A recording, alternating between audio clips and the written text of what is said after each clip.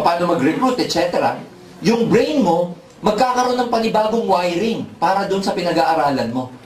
Until such time, it becomes automatic. Tingnan mo, di ba, pag nag-aaral ka ng typewriting, ang tagal nung una. Yung para dito sa left side na type, ang pang-type mo, yung right. Pero, as time goes by, sa kaka-practice mo, nagiging, nakakabisado mo na yung keyboard. Until such time, kaya mo na mag-type. Until such time, hindi mo na tinitignan yung keyboard, yung tinitype mo na tinitignan mo. Ang especially amazed ako dyan sa LTO. Pag nag-renew ka ng lisensya, lintik mo na sa LTO kung ano-ano ginagawa. Pero pag kinuha mo yung registration mo, tama eh. Ang galing! O ano-ano ginagawa niya habang nagtatype. Ang galing! Pero amazingly, paano nila nagagawa yun? Kasi, it becomes automatic already. Kasi nga, yung brain, gumawa siya ng panibagong wiring for that until such time, it becomes automatic. Ganun din sa aim. Sa kaka-training mo, tapos sa kaka-invite mo, darating ang panahon, it becomes automatic to invite. Na kahit katabi mo sa jeep, nire-recruit mo. It becomes automatic. Dati natatakot ka pa eh. Dati alisin mo pa yung relo mo para lang may matanong ka nung oras na kaya, para may opening ka. Pero pagka natuto ka, kapal na ng mukha mo, kahit ano na ginagawa nung kahit ano na yung ginagawa ng katabi mo, nire-recruit mo. May makatabi ka sa food court, nire-recruit mo. It becomes automatic. May masalubong ka sa galeria, ngumiti sa'yo, ngumiti ka, tapos siya. It becomes automatic. Ang lahat ng bagay, scientifically explained, lahat ng bagay sa una lang mahirap. Kaya kung mahirapan ka sa aim, it's okay, bago ka pa lang eh. Ang gusto ng Pilipino, madali agad sa una. Hindi pwede. Kaya kung tatanungin mo ako, sir, mahirap ba? Oo, kasi bago ka eh. Pag automatic na sa'yo, madali na. Pero bago maging automatic, hirap muna. Ang hirap. Kasi again, yung brain mo, nag-develop ng panibagong neural pathways for the new skills. Pangalawa, meron yung brain na tinatawag na mirror neurons. Sabihin nyo, mirror. Mirror neurons, kaya niyang kopyahin parang salamin kung ano yung nakikita niya parati. That explains why, pag uwi nyo minsan, tingin mo sa kisame, bilog-bilog. Diba? Tingin mo sa kaopisina mo, global package. Hindi mo nakikita yung mukha, nakikita mo GP. Mirror neurons, ibig sabihin yun, yung capacity ng brain na mapag-aralan, matutunan, makopya, lahat ng nakikita niya, lalo na yung lagi. Kaya nga, di ba, makikita ninyo, sabi nga nila, tayo po ay reflection ng environment natin. Kung ano yung nakalakihan mo, yun ang reflection mo. Kasi nga, meron tayong mirror neurons na nakokopya natin kung ano yung lagi natin nakikita. Kaya pag sa environment mo, lumaki ka na laging nagmumura kasama mo sa bahay, paglaki mo, palamura ka rin. Napaka-simple sa'yo nung kada statement mo na lang may PI sa dulo. Kasi yun yung nakalakihan mo environment. So, in other words, yung skill set, madali ito eh, kasi napapag-aralan lahat ng bagay. And just putting it into action equals success. Ang mahirap sa tao yung baguhin yung mindset. Kasi dito sa mindset, nandito yung tinatawag na programs mo. Programs, nandyan yung belief, nandyan yung paradigm, nandyan yung patterns mo. Mahirap baguhin to kasi, unang-una, kinakalakihan na natin. Marami tayong wrong programs eh.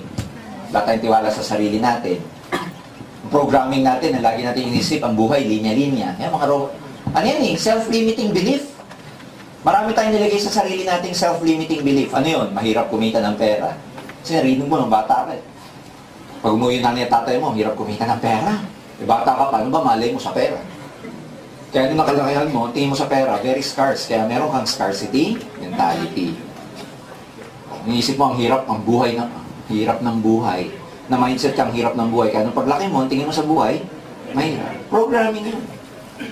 Oh, ang buhay, swerte-swerte lang. Isipin mo yung program na yun. E di kawawa naman yung malas. Di ba nakuha niyo ba yun? Alam mo, buhay, swerte-swerte lang. Alam mo gagawa ng swerte at malas, ikaw din. Kasi kung gumawa ang Diyos ng malas at swerte, unfair naman niya, ba't siya gumawa ng malas? Eh di ba sabi, everybody's created equally. Pareho lang. Kaya kung isipin mo, malas, ang buhay malas lang, if that's how you treat life, then ladies and gentlemen, you're not in control of your life. If you want to become successful financially, you have to take control. Tonight, madami tayong mindset, madrama sa buhay. Dahil natin drama. Mahirap lang kami. Drama. Dahil kami ng mahirap. Nakaukit na sa mga palad namin pagiging mahirap. Pag tinanong mo, paano mo nasabi? Tingnan mo nakaguhit o letter M. Mahirap. May M ang palad. Pwede mo naman isiping mayaman, bakit mo iniisip mahirap? Alam mo, malas talaga ako. Malas ay ito, letter M, malas. Nakuha niyo ibig sabihin, self-limiting belief yung mga yun. Yung narinig natin na mahirap ang buhay, etc. That money is scars, hirap kitain. Na ang pagyaman may pinipili, na ang pagyaman hindi para sa lahat ng tao. Self-limiting belief yung, kontento na ako. Ayan. Maraming tao magsasabi, gusto ko na simpleng buhay, kaya ayoko yumaman. Sa loob-loob ko, hindi niya alam, mas simple mayayaman. Alam niyo ba na mas simpleng buhay na may pera kaysa walang pera? Kasi pag may pera ka, siyempre pag may pera ka, may katulong ka sa bahay, may yaya ka. Pagising mo sa umaga, luto na pagkain. Simple.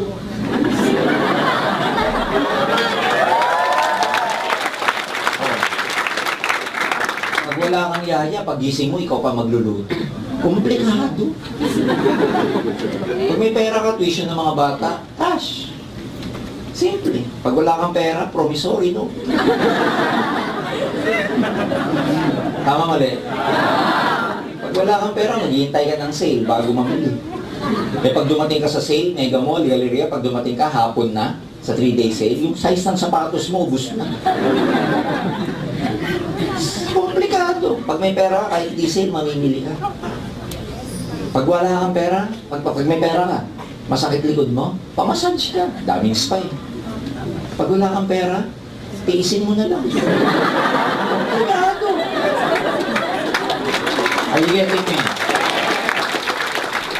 Maraming nagpapahirap sa Pilipino dahil sa mindset. Mindset natin, ang hirap ng Pilipinas. Alam niyo ba kung ano nangyayari sa atin? Meron tinatawag na massive consciousness. Kung ano yung consciousness ng karamihang tao, yun ang nangyayari sa bansa natin. That's why kung ang massive consciousness is mahirap ang buhay dito, walang pera sa Pilipinas, magiging OFW, wala nang pag-asa Pilipino, ay traffic, grabe, mga politician magnanakaw. Kung ano yung iniisip mo, yun ang na-attract mo eh. Eh pare-pareho tayo ng iniisip tungkol sa gobyerno. So pare-pareho tayo nagpapalubog sa bansa natin. So ang tawag doon massive or general consciousness. So papalitan mo yung mindset mo because for success to happen, change must happen first. Otherwise, hindi mangyayari yung success. If you want to change your life, if you continue what you've been doing, and if you never change that, guess what? You will have the same life over and over again. Kaya nga sabi nila, di ba? Ang laging sinasabi sa success, di ba? If I do what I always do, I will always get what I've always got. So you have to change. Kaya, baguhin mo. Kung dati napaka-negative mo, gagawin mo ng positive yung sarili mo. Kung dati hindi ka friendly, you have to be friendly. Kung dati wala kang tiwala sa sarili mo, start having the trust and confidence about yourself. Kung dati mahihain ka, start gaining that confidence to talk to people.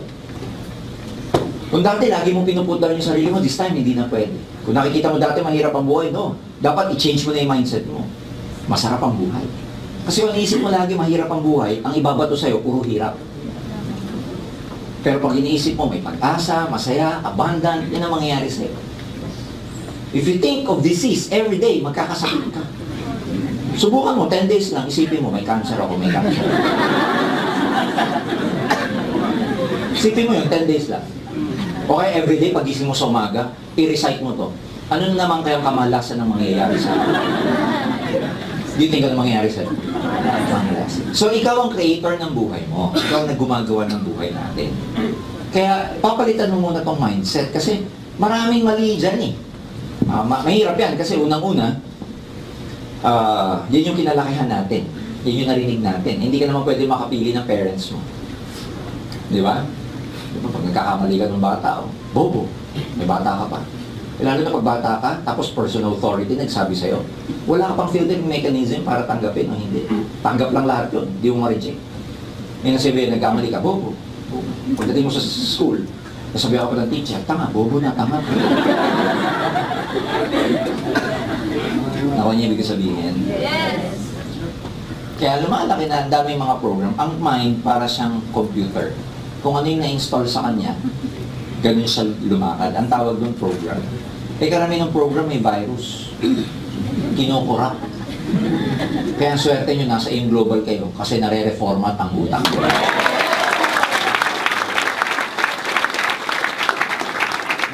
Marami pa tayong social conditioning. Na-condition tayo because human as we are, ang tawag sa atin social creatures. When you say social creatures, yung nakakapag-adapt tayo kung yung nakikita natin sa society natin. So, we are social creatures ang tawag. Kaya maraming tinatawag na herd mentality. Yung herd mentality, kung ano yung nakita mong ginagawa ng karamihang tao, gagayahin mo din. Herd, ibig sabihin, H-E-R-D. General herd. Parang pag nanonood kayo ng Discovery Channel, for example, makikita niyo yung mga buffalo o yung mga wilder beasts. When they go to one direction, makikita mo thousands of them go to one direction. Pag tinanong mo yung mga nasa likod, ba't ka dyan tumatakbo? Kung nagsasalita lang yun, ano sasabihin? Eh, doon papunta lahat eh. Kaya dito rin ako. Takuha niyo? They do not have the mind of their own anymore.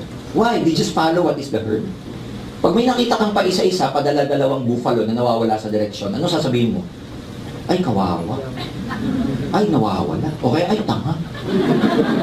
Tama mali. Okay, sasabihin mo, ay, naku, yan ang pagkain ng lion mamaya. Kasi nag-iwanan sila. Ganun din. Ikaw, pag may ginawa kang kakaiba sa ginagawa ng traditional, mali ka. Ang general herd, pag graduate, go to school, get good grades, and go look for a good job. Trabaho. Trabaho. OFW. OFW. Pag nag-networking ka, kalaban mo lahat. Sabihin sa'yo nung iba, ay, tanga. Kasi naiiba ka eh. Kasi lahat, iisa direksyon, ikaw, nag-networking, ay, baliw. Nagpa-auto. Nagpa-brainwash. Ay, mukhang pera. Ay, nababaliw na siya. Pag hindi mo sinunod yung karamihan, ikaw ang mali. Ang tawag doon, herd mentality. That explains why kalaban mo lahat pag nag-networking ka. Kasi ang tradisyon, hindi networking eh. Ang tradisyon, trabaho. Eh, nag-network ka. Pero let me tell you this, not because everybody's doing it, it is the right thing to do. For all you know, iniba mo, pero ikaw ang tama pala ang direksyon. Herd mentality. Yung iba natatakot sa hirap. Ang mindset ng mga successful na tao, ladies and gentlemen, kasama ang sacrifice, kasama ang challenges sa pag-asenso. Eh, ang mindset ng maraming tao, ano? Dapat umasenso kahit walang challenges. Hindi pwede mangyari yun. Kaya kung dito nahihirapan ka, it's normal. Hindi abnormal ang nahihirapan. Yung iba kasi ganito. Ito, kasama sa mindset ng maraming Pinoy. Napakahilig sa sign. Lord, pang 3 months na ako, Lord, na wala pa akong kita. Sign yan, sign. Yung iba, pag di pa ako kumita 1.5, sign yan. Ang hilig sa sign. Alam mo, ikaw ang gagawa ng buhay mo. Walang ibang tao. Sabi nga nila, you cannot get someone to do your push-ups for you. Gusto mo magpalaki ng chest mo, ikaw mag-push up. Huwag kang kukuha ng push up ka nga para lumaki itong dibdib ko, bro. Push up ka nga. Tonight, you will have to take charge of your life. Many of us has been passenger throughout our lives. You let others take control of you. You let your emotions control of you. Di ba may kwento dyan, yung sasakyan? Kasama yung family, they traveled to Baguio. Unfortunately, on the way to Baguio, they had an accident, tapos nahulog yung sasakyan nila sa bangin, sa rabine. Ang naiwan lang na nabuhay, yung unggoy na pet nila. Lahat patay. ini-interview yung unggoy. What happened? Nakakapag-interpret. Sabi ng unggoy, yung ano daw, daldal ng daldal. Kaya, ibig sabihin, yung lalaki, yung ano daw, yung lalaki, tsaka yung asawa niya, kaya nag-aaway. Namatay. Yung mga anak, anong ginagawa? Mga anak daw, tulog. Ikaw, anong ginagawa mo? Sabi sa unggoy. Yung unggoy, siya pala nagda-drive. Kaya na-aksidente. How many of us let our monkeys drive our life?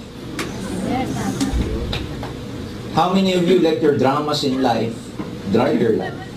How many of you let your emotions drive your life? How many of you let your past drive your life? Ayoko mag-network. Wala namang nangyari sa akin dyan dati.